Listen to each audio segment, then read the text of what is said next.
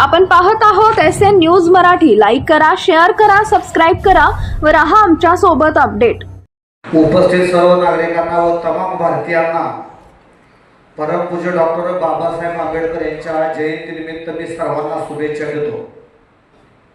गेले अनेक दिवसांपासून या सांगोला तालुक्यामध्ये कोणताही सण उत्सव विविध धार्मिक कार्यक्रम असतील तर शांतता कमिटीच्या माध्यमातून तालुक्यामध्ये शांतता राहावी, प्रशासनाच्या काही सूचना असतील त्याचबरोबर विविध धार्मिक विधी करणारे किंवा जयंती उत्सव मंडळाच्या अध्यक्षांच्या व सामान्य नागरिकांच्या तक्रारी ऐकून घेऊन सांगोला तालुक्यामध्ये कशा पद्धतीनं कोणताही गदारोळ न होता, कोणती गडबड न होता कार्यक्रम यशस्वी व्हावा म्हणून सांगोला पोलीस स्टेशनच्या वतीनं तसेच तहसीलदार असतील, नगरपालिकेचे मुख्याधिकारी असतील यांच्या माध्यमातून ही शांतता कमिटीची बैठक आयोजित केलेली असते. विशेषतः डॉक्टर बाबासाहेब आंबेडकर यांची जयंती ही सर्व नागरिकांनी विचाराची आणि गीत गायन याच्या माध्यमातून बाबासाहेबांचे विचार हे सामान्य नागरिकांपर्यंत पोहोचवले पाहिजे. प्रत्येक गावामध्ये विशेषतः सांगोला तालुक्यातील प्रत्येक गावामध्ये जयंती होते. असं एक गाव नाही की त्या गावामध्ये जयंती होत नाही. काही गाव असे आहेत की आपल्या सांगोला तालुक्यातील शेवटचं गाव खिलारवाडी या ठिकाणी जयंती होत नव्हती, परंतु त्या गावातील सर्व जाती धर्माच्या नागरिकांनी आणि दाजी शिंदे म्हणून एक सामाजिक कार्यकर्त्यानं त्या ठिकाणी मागच्या वेळेस सर्वच महापुरुषांची जयंती एका ठिकाणी घेतली साहेब आणि सर्व जाती धर्माचे लोक त्या ठिकाणी उपस्थित राहिले आणि अतिशय चांगल्या पद्धतीनं त्या ठिकाणी कार्यक्रम आयोजित केला. वास्तविक पाहता आम्ही शांतता कमिटीचे काही सदस्य असतो ते प्रत्येक कार्यक्रमाला उत्सवाला आम्ही सांगतो की सर्वांनी शांतता राखावी. अतिशय चांगल्या पद्धतीनं सांगोला तालुका हा शांतताप्रिय तालुका आहे असं आम्ही नेहमी सांगत असतो. आता बापूसाहेब असतील किंवा केदार साहेब असतील, आम्ही नेहमी नागरिकांना विनंती केली की तुम्ही शांततेमध्ये हे कार्यक्रम उत्सव केले पाहिजे आणि कोणतेही महापुरुष हे कोणत्याही जाती धर्माचे नसतात तर ते सर्व समाजाचे आणि देशासाठी त्यांनी योगदान दिलेलं असतं. त्यामुळं कोणतीही जयंती असल्यानंतर त्या समाजाची जबाबदारी नसून सर्व जाती धर्माच्या लोकांनी त्यामध्ये सहभागी होऊन हा उत्सव साजरा केला पाहिजे. सांगोला तालुका हा आम्ही नेहमी सांगतो की शांतता प्रिय आहे, परंतु कोणत्याही जाती धर्मामध्ये काही विघ्न संतोषी लोक असतात की ते अडथळा निर्माण करतात आणि त्याचा पाठीमागे आपल्याला एक अनुभव आलेला आहे. त्यामुळं प्रशासनानं सुद्धा आम्ही जरी सांगितलं की शांतता प्रिय आहे, कोणत्याही प्रकारची गडबड होणार नाही, परंतु काही लोक असे असतात ते नेहमी गडबडच करत असतात. अशा लोकांना प्रशासनानं कुठल्याही जाती धर्माचे असू द्या त्यांना या कार्यक्रमापर्यंत तरी त्यांना या तालुक्यातून त्यांना काहीतरी कारवाई करून नेहमी जे असे गोंधळ घालणारे लोक आहेत यांच्यावरती कारवाई व्हावी अशी सांगोला शहरासह ग्रामीण भागातील सर्वच लोकांची अशी मागणी आहे की हा कार्यक्रम शांततेत पार पडला पाहिजे आणि लोकांना बाबासाहेबांचे विचार विविध उपक्रमाच्या माध्यमातून जयंती उत्सव मंडळाने नागरिकांपर्यंत आणि लोकांपर्यंत पोहोचवण्यासाठी सर्वांची धडपड असते. त्याच्या माध्यमातून आम्ही त्या ठिकाणी करत आहे. आमची सर्वांची जबाबदारी आहे की बाबासाहेबांचे विचार बाबासाहेबांच्या जयंती उत्सव मंडळामध्ये फक्त भीम अनुयायी न राहता दुसऱ्या देखील जातीच्या नागरिकांना पदाधिकाऱ्यांना त्यामध्ये सहभाग करून हा उत्सव गावातील सर्वांचा आहे असं दाखवण्याचं काम आणि एक आदर्श देण्याचं काम सांगोला तालुक्यातील सर्व जयंती उत्सवाच्या मंडळाने केले पाहिजे. गेले अनेक दिवसांपासून सांगोला तालुक्यामध्ये शांतता सुव्यवस्था राखण्यासाठी सरांनी सांगितलं तसं स्वर्गीय आमदार आबासाहेबांनी अतिशय चांगल्या पद्धतीने या तालुक्यामध्ये कायदा सुव्यवस्था राखून कोणत्याही प्रकारचा गदारोळ होणे, समाजामध्ये तेढ लागू नये अशा पद्धतीचं त्यांनी आतापर्यंत त्यांच्या कार्यकाळामध्ये जो संदेश दिलेला आहे तो संदेश सर्वांनी आचरणात आणून यापुढे तालुक्यामध्ये कुठल्याही प्रकारची गडबड घोटाळा आणि गोंधळ झाला नाही पाहिजे आणि प्रशासनानं सुद्धा चांगल्या पद्धतीने बंदोबस्त लावून जे कोण समाजकंटक असतील त्यांच्यावरती कारवाई केली पाहिजे.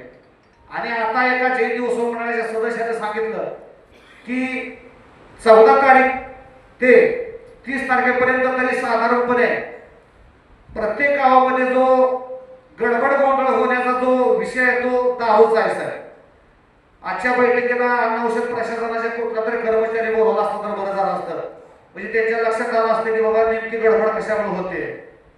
तर संबंधित प्रशासनाला आपण एखादा आदेश काढून जे सांगोला तालुक्यामधून शहरातून दारू ग्रामीण भागामध्ये साहेब जाते, त्यामुळे सांगोला तालुक्यातील सुद्धा सर्व मान्यताप्राप्त दुकानदारांना सुद्धा या संदर्भामध्ये आपण सूचना द्यावी आणि ही भयमुक्त आणि कोणताही गोंधळ न होता जयंती साजरी करण्यासाठी सर्वांना सहकार्य करावं.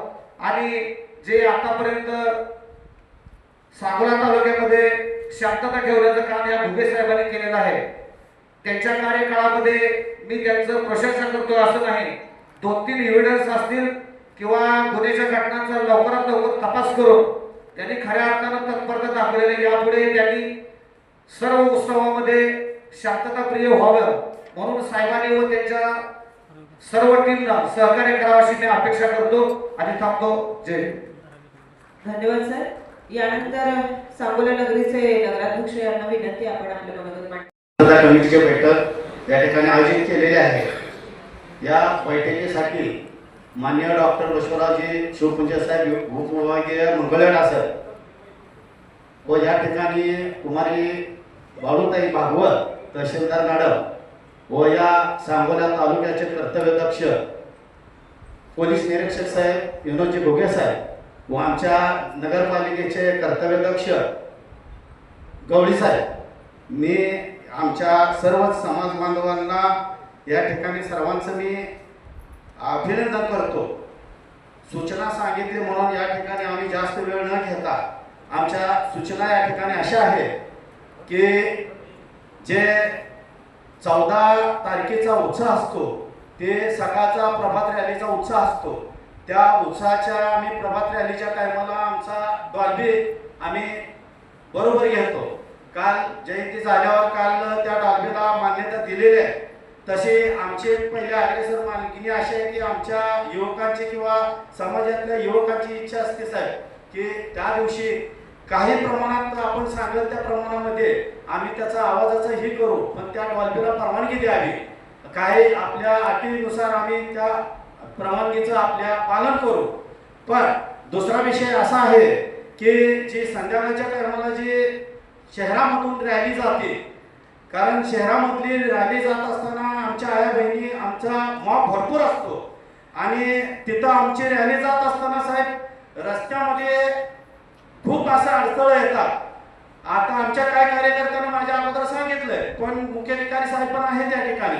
आम्ही तर असं म्हणतो की 10 तारखेपासून आपण त्या पूर्ण आम्ही जाणाऱ्या रूटची पूर्ण पाहणी करावी की जेणेकरून आमच्या जयंतीच्या मॉबला जाताना तिथं कुठला अडथळा होऊ नये. 14 तारखेला जे आम्हाला दोनछाक होती की पाठीमागे जा पुढे जा, तिथलं काय तर काढ इथलं काय तर काढ, प्रशासनाचं जे काय आपले कार्यकर्ते आहेत तुमचे अधिकारी आहेत काय तुम्ही जे सूचना करून बंदोबस्त लावलेला असतो ते काय प्रमाणात तिथं अपुरी पडतात आणि त्यावेळेस आम्ही सुद्धा आमचे कर्तव्य, आमच्या बापाची जयंती आहे, आमचं कर्तव्य म्हणून साहेब आम्ही सुद्धा त्या ठिकाणी हिरारीनं मागं पुढं सगळ्या गोष्टीचा विचार करून आम्ही काळजी घेतो.